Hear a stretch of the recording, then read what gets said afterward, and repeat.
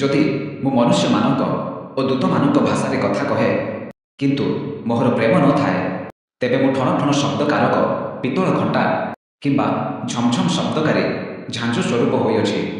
ଆଉ ଯଦି ମୋହର ଭାବବାଣୀ କହିବାର ଶକ୍ତି ଥାଏ ଏବଂ ମୁଁ ସମସ୍ତ ନିଗୁଢ଼ ତତ୍ତ୍ୱ ଓ ସମସ୍ତ ଜ୍ଞାନରେ ପାରଦର୍ଶୀ ହୋଇଥାଏ, ପୁଣି ପର୍ବତକୁ ସ୍ଥାନାନ୍ତର କରିବା ନିମନ୍ତେ ମୋହର ସମ୍ପୂର୍ଣ୍ଣ ବିଶ୍ୱାସ ଥାଏ କିନ୍ତୁ ମୋହର ପ୍ରେମ ନଥାଏ, ତେବେ ମୁଁ କିଛି ନୁହେଁ।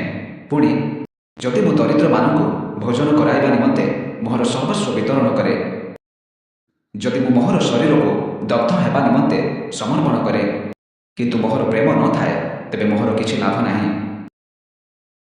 ପ୍ରେମ ଦୀର୍ଘ ପ୍ରେମ ହିତଜନକ, ଈର୍ଷା କରେ ନାହିଁ, ଆତ୍ମବଡ଼ିମା କରେ ନାହିଁ, ଅହଙ୍କାର କରେ ନାହିଁ, ଅନୁଚିତ ବ୍ୟବହାର କରେ ନାହିଁ, ସ୍ୱାର୍ଥ ଚେଷ୍ଟା କରେ ନାହିଁ, ବିରକ୍ତ ହୁଏ ନାହିଁ, ଅପକାର ସ୍ମରଣରେ ରଖେ ନାହିଁ, ଅଧର୍ମରେ ଆନନ୍ଦ କରେ ନାହିଁ କିନ୍ତୁ ସତ୍ୟରେ ଆନନ୍ଦ କରେ, ସମସ୍ତ ସହ୍ୟ କରେ, ସମସ୍ତ ବିଶ୍ୱାସ କରେ, ସମସ୍ତ ଭରସା କରେ, ସମସ୍ତ ବିଷୟରେ ଧୈର୍ଯ୍ୟ ଧରି ରହେ।